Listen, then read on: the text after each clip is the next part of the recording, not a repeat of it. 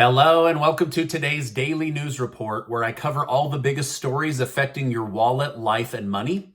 You watch this channel each day because I keep you in the loop on what's really going on in Washington, D.C. with President Biden and the U.S. economy, so let's jump right in. At a conference in California, President Joe Biden stated that he warned Ukraine about Russia, but Zelensky didn't believe him. Biden said there was no doubt that Russia would attack, but Zelensky didn't want to hear it. Biden stated that he understood where Zelensky was coming from. As he admitted, it seemed far-fetched, but nonetheless, the U.S. had valid intelligence which showed danger was coming to Ukraine.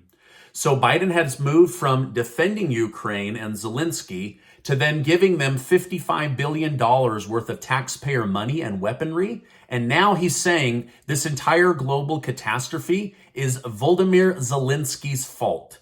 Boy, how the times have changed, right?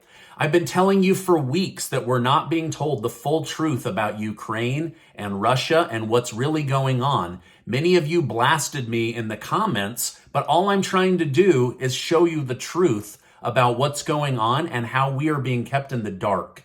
So my heart goes out to the people of Ukraine, but I have to be honest, when it comes to the country and the leaders, I can't tell if there's massive corruption and we're all being deceived, or if there's cover up or what's really going on. All I can tell you is as of right now, Ukraine is not disclosing to the United States how they're using the money or the weapons, and that to me is fishy. Gas prices have now risen for 16 days in a row. During the presidential campaign in 2020, Donald Trump predicted gas prices would skyrocket. He said, if Biden gets in, you'll be paying $7, $8, $9 a gallon. Then they'd say, just get rid of your car. Well, when it comes to this matter, it looks like Trump was right, as now parts of the country are paying over $7 per gallon in what Biden is calling the great transition into clean energy. So you guys know I'm all for clean energy. I have solar, I have an electric car, but this transition is going to wipe out the U.S. economy. People were already living paycheck to paycheck, and now this has made it worse. They're now living paycheck to paycheck.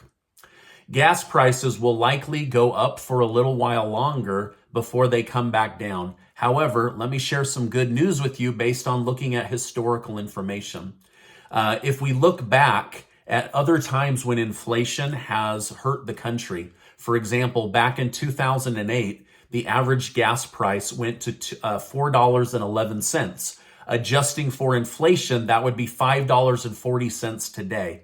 Just 1 year later, those gas prices dropped back down to $2.35 a gallon. So hopefully that gives you a little bit of hope that although they're rising now, they can drop very, very quickly as they get supply and demand and production back under control. So hopefully that will happen because I know that it's hurting a lot of you and a lot of people around me as well.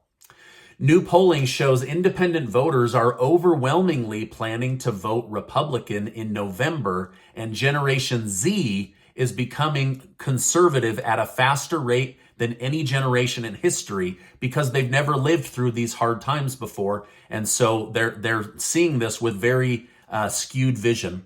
However, Nancy Pelosi continues to say Democrats aren't going anywhere this November. They will hold Congress. But Democrat election consultant Doug Schoen says Democrats should brace for a historic loss in Congress.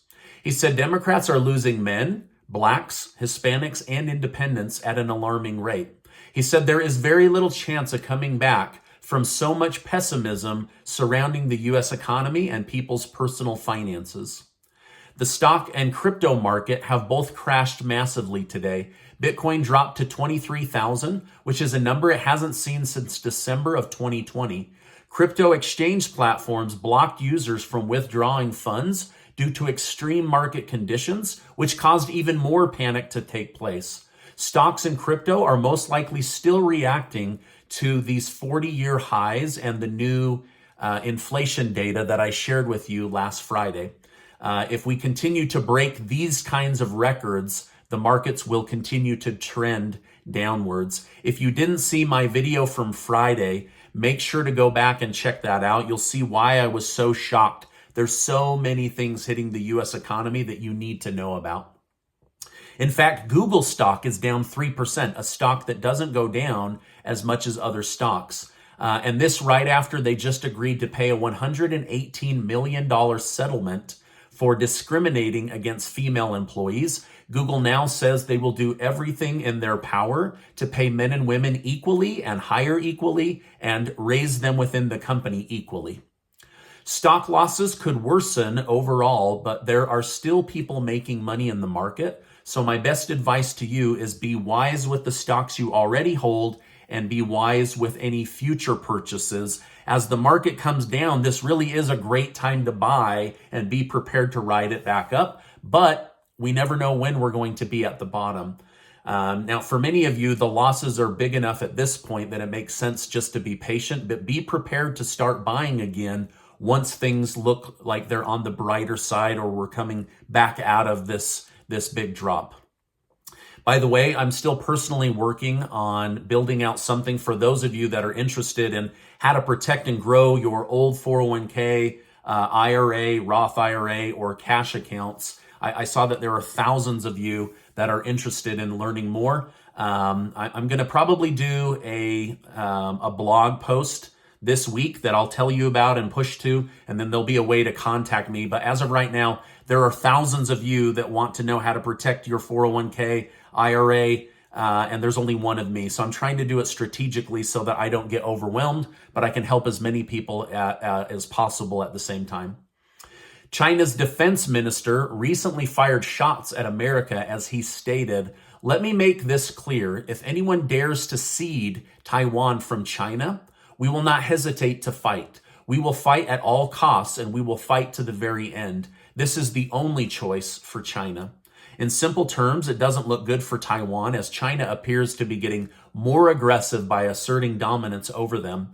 Some argue that China won't take Taiwan due to the cost it would incur, but others say China is looking at what Russia did to Ukraine, and it might be something that they say is worth doing in order to bring Taiwan back under the Chinese Communist Party. The United States needs to exercise extreme caution as right now, Russian media and Chinese media are telling their citizens to prepare for war and that the United States is about to attack them. So we've got to be very, very careful. They're already starting to prep their people for World War III, and I'm hoping that we don't end up in that ourselves. The January 6th hearing continued today with Democrat Rep. Zoe Lofgren stating that the committee will attempt to show that the Trump campaign used false claims of election fraud to raise large amounts of money from Trump supporters. Representative Adam Kinzinger took the claim a step further by saying he believes Trump knew that the election wasn't stolen, but used this narrative to try to bypass election results. As evidence, Kinzinger said that Trump was told by many people whom he trusted that the election was not stolen. If both of these statements are true, this would be very bad for Trump, as they are now accusing him of lying to raise money for the next election. However, Trump denies these allegations and took to Truth Social to say that the FBI already investigated him and the January 6th situation and found that there was no coordinated riot and that Trump was not at the head of any kind of coordinated riot. We'll see what continues to come out of these hearings.